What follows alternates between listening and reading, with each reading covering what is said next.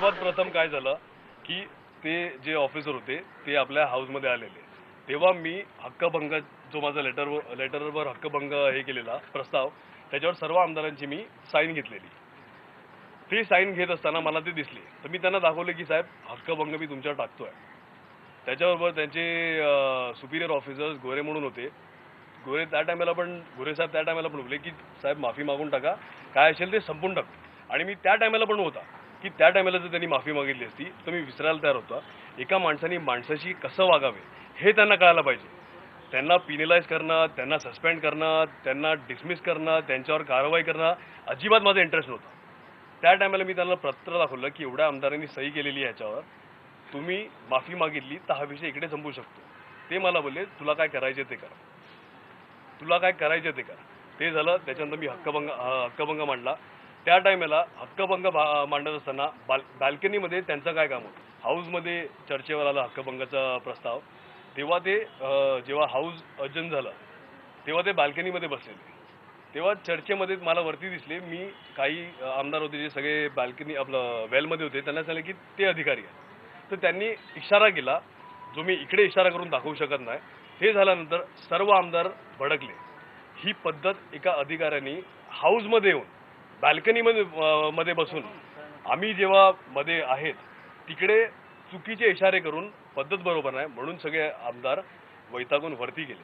तेव्हा आमदार साहेब त्यांच्याशी बोलत होते की तुम्ही क्षितिज ठाकूर आमदारांची असं का वागले. तेव्हा त्यांनी ह्यांना धक्का मारला. हे पडले. ते व्हिडिओ रेकॉर्डिंग तुम्हाला विधानभवनामधून मिळेल. हे पडले फ्लॅट ऑन द स्टमक. त्याच्यानंतर ते ह्यांना धक्का मारून पळत सुटले. ते पळत सुटल्यानंतर बेसिकली सगळ्या आमदारांना राग आला की असं जर एका अधिकारी आमदारावर जर हात उचलू शकतो तर मग आम्ही का नाही. अच्छा, आम्ही का नाही, मी दिलगिरी व्यक्त करतो. जे आज झालं ते अजिबात मी सपोर्ट करत नाही, पण कुठेतरी त्या अधिकारीला मुंबई पोलीस डिपार्टमेंटमध्ये ट्रेनिंग प्रोग्रामसाठी परत पाठवलं पाहिजे.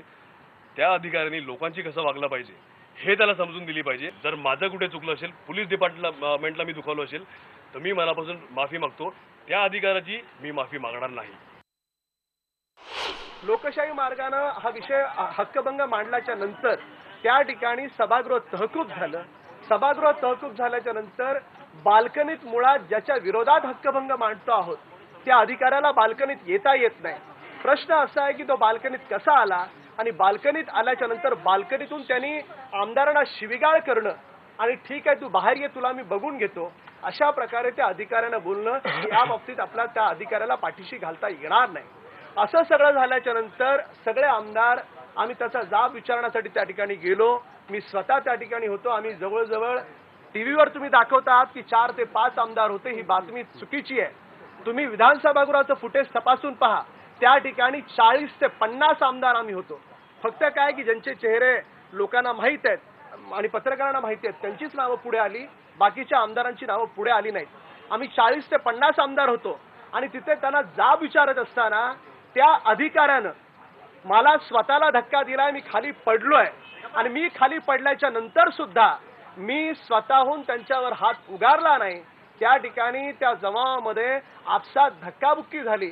पण या सगळ्या प्रकारामध्ये जरी करता तो पोलीस अधिकारी असला, त्यांनी मला धक्का दिला तरी माझ्या पक्षाचे संस्कार माझ्यावर आहेत. मी त्या अधिकाऱ्यावर अजिबात हात उगारला नाही.